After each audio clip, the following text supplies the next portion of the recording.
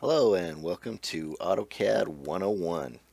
For this video, we're going to actually draw a simple object.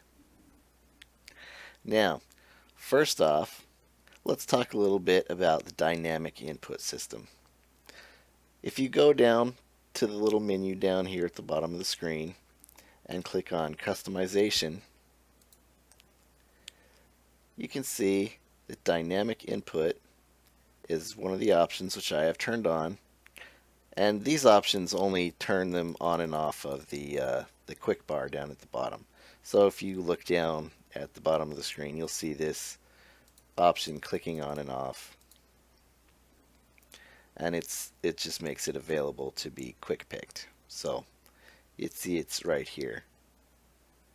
And when I click it off, it vanishes from that quick bar. So let's turn that on for now.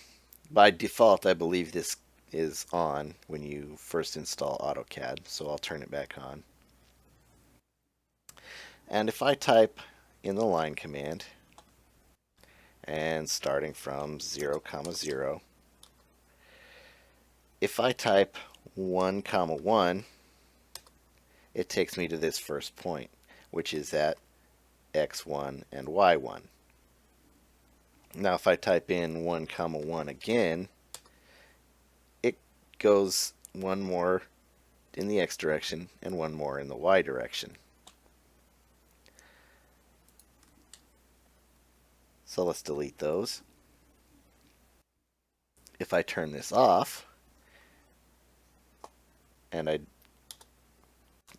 picks the line command and type in 0, 0 for my base point, and again type in 1, 1, it takes me to the same point. If I type in 1, 1 again, oh, I've still got dynamic input on. My mistake. Type in the line command, 1, 1, 0 length line created at 1, 1.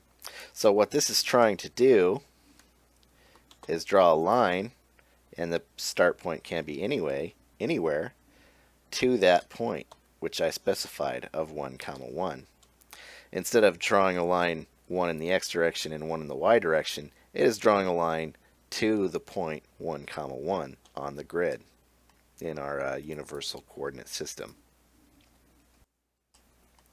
So if you don't understand how a coordinate system works, obviously the grid is a pretty good giveaway.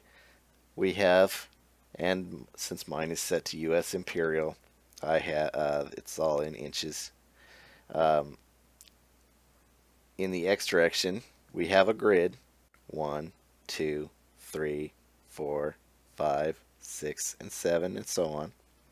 And the same in the y direction, with the 0 being here. I'll put a circle there at 0, 0, just to identify that. And then we have our positive xy coordinates, negative y coordinates, and positive x. And then you have negative x and y coordinates, and negative x and positive y coordinates. So typically I like to work in the positive coordinate quadrant. It's called a quadrant because obviously there are 4 of them. And when you're not using dynamic input, in order to draw this object, all you would do is enter these points in the line command. So let's try that. Now I'm going to move this to the side just so that I have room. And I'm going to turn on orthographic just to keep it on the Y plane. Let's move that to the side. So, and you can do this with any of the line commands. I'll use polyline. You can use line. Let's draw this shape. So start point is 1, 1, 1, 1, and again this is an explicit definition of the point.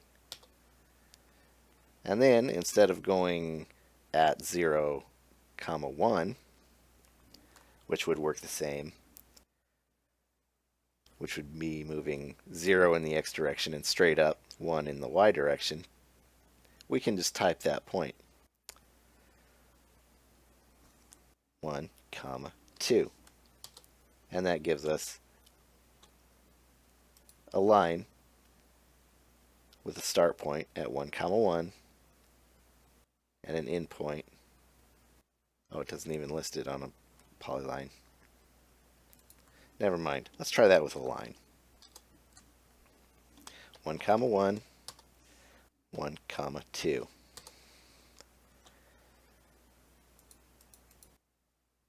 And now we have a line with a start point at 1, comma 1 and an end point at 1, comma 2. And like I said, if we turn dynamic input on and start our line, again, the start point is always explicit because it doesn't have anything to reference from yet. But then when we do 1, comma 2, it draws the line 1 unit over and 2 units up. So I tend to keep dynamic input turned off. If I wanted to make that same line, all I would have to do is type at 1, comma 2, and that tells it you want a line at plus 1 and at plus 2.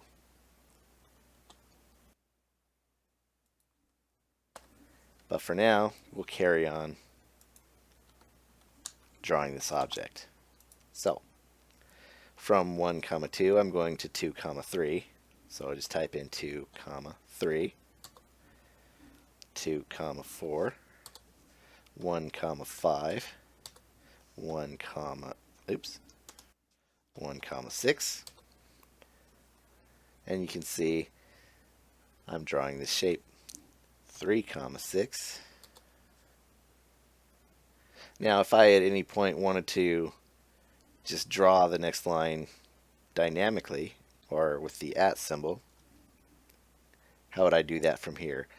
So I've got to go x in the x direction 0. You see both of these have a 3 for that next coordinate in the x position, but it's less 1. So from 6 to 5. So we would type it out that way. At 0, comma, negative 1. And negative 0, 1, that's fine. Negative 1.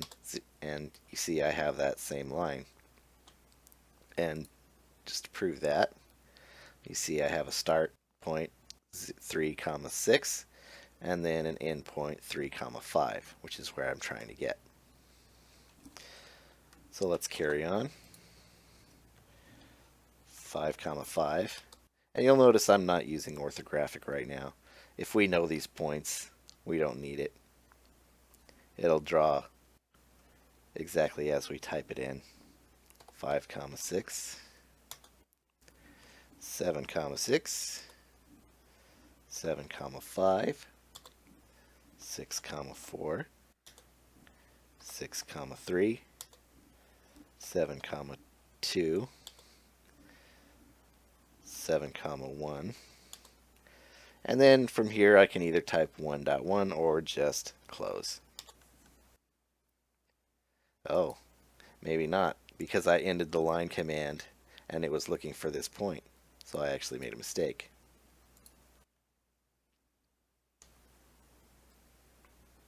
But I'll leave that in. Even those of us that have been using AutoCAD for 10 years sometimes forget where we started. That's why you have an undo command. So we also talked about in a previous video p-edit. Now I haven't made any polylines. Actually I made one and then deleted it. But let's look at that now. P-edit. So select a polyline or multiple. Let's pick this one. It's not a polyline. Do you want to turn it into one? Yes. And now I can pick join, select objects, make sure I get the whole object. And I've now created 15 segments added to polyline. That's now a polyline. And that's just a quick video on a little bit of drawing. And remember we talked about dynamic input and how that works. Thanks for watching, and good luck.